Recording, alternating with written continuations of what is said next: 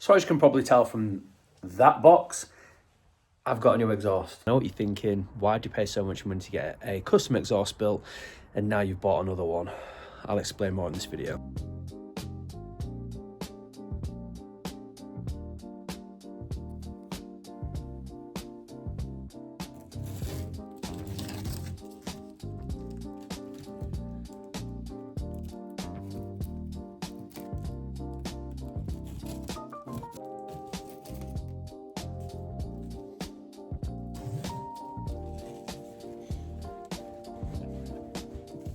Hello everyone, welcome back to the channel. So this video is all about what's going on, where the hell have I been, and actually there's a few clips that I filmed a few weeks ago trying to tell you the story about what's happening with Triumph. I'm going to merge that in now. So I bought a new exhaust for the Bonneville. It's just arrived.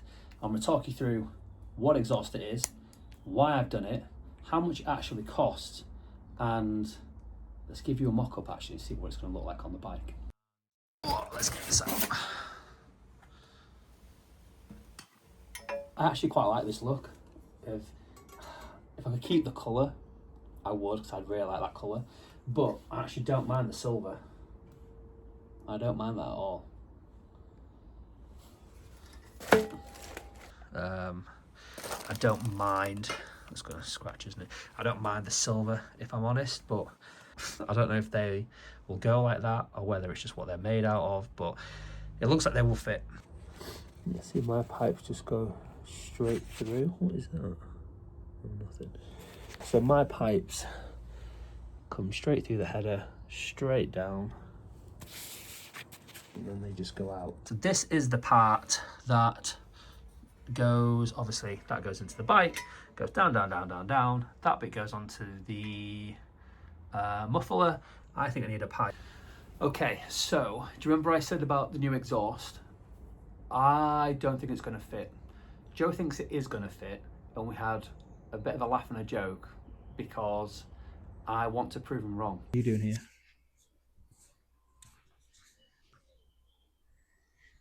That exhaust isn't going to fit, mate. Huh? No. There's no way an SC New Church exhaust is going to fit the bike. What do you think? Let me know in the comments if you think it will fit. Okay. So tell you what, he thinks that the exhaust from the New Church isn't going to fit. There's not a chance, mate.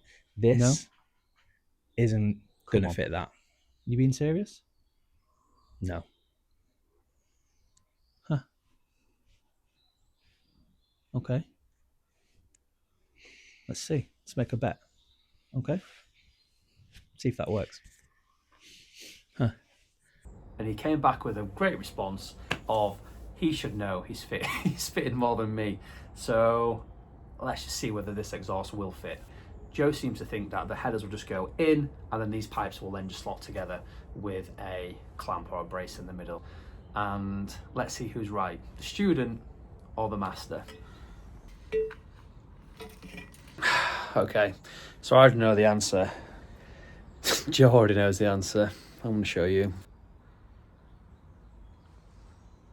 Okay, so now that the exhaust headers are done and I'm an idiot, I'm going to get the mufflers out because Joe wants me to find out whether they have clamps on as well. Oh, they're heavy.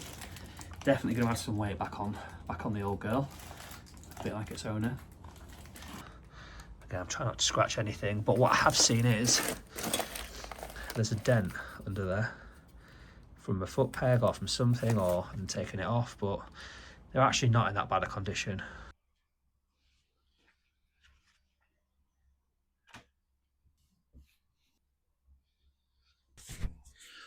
It's cold.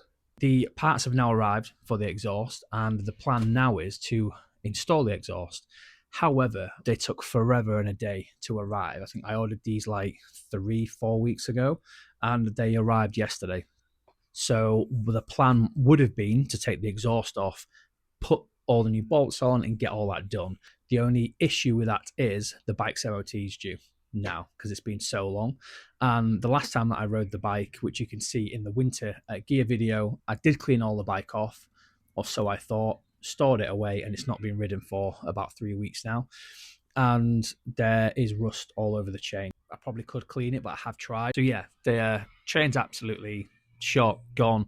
There's a few other things as well on the bike. So I have I want to call it, it's not a truss rod, but that could be the word for it. There's a part on my engine, which I'll show you now, like a bit of a downpipe, and it's corroded, and it always has been, but I do think it's probably got a bit worse after my shocking attempt to clean the bike of all the salt and all the grime.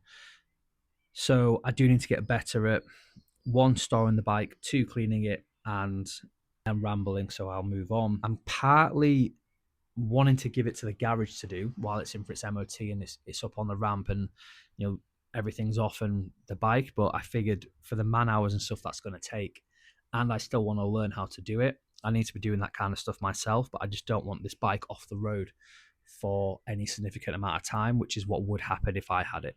And if it fails, I'll take the bike back and I will change the exhaust and put it back in if that's the reason why it does fail. But again, when I got this exhaust installed, for however loud it is, I did tell them I wanted it just on that legal limit. So we'll see what it comes back as. I'm probably overthinking things as I normally do, and I'm actually promised myself at the back end of 2025 I would stop overthinking things and just go with the flow and just take that Freddie ethos and just look on the bright side. And as much as things may annoy me, I've kind of got no control what this MOT outcome will be. Well, no, I do have control because I could change the exhaust and I could have not had it customized. And there's all those other things that I could have done, but I chose the bike to look like this. I'm happy with it. I just want to play around with the exhaust. I don't know what to say. What is going on?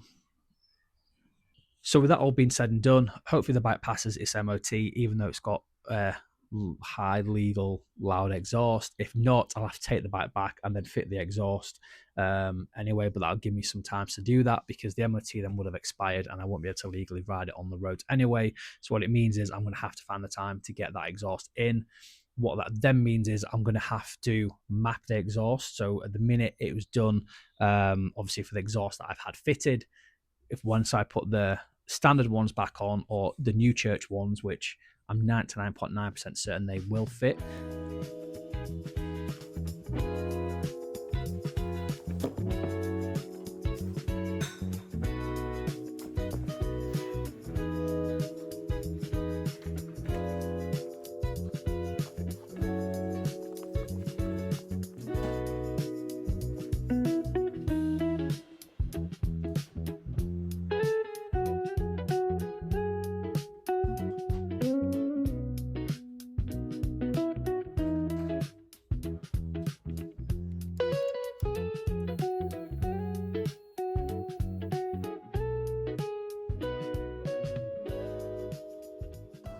So the weather's absolutely horrible.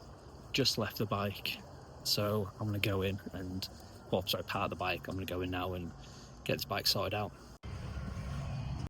So that was a really, really good place and a really good conversation, but now I need to walk to go catch my lift because it's raining. Nice place, family run, with a couple there, which again, I'd rather take my bike to places where I know they're going to look after it, and those two definitely feel like they would look after it. So we'll see. I did say there's no rush for the bike because the weather's crap. Said this in the previous clip, but MOT expires today anyway, so I can't ride it even if I wanted to. It doesn't look like the weather's going to get any good or any better in the next few days / few weeks. So I'll leave it with them, see what happens. I did tell them about the chain. I also told them I don't know if any sprockets or anything's been done on the bike since I've had it. So they probably need doing, and for whatever reason, my rear left indicator, the rear left indicator is flickering. So there's probably an electrical thing there as well. But I don't think it'll be anything major for the MOT. I guess we'll see. Time will tell. See you all in the next video where I may or may not have a Triumph. So the next one's probably going to be BMW. That's it. The bike is gone, which now means focus is going to be on that bad boy. This is how I felt when that company took it. See you all on the next one.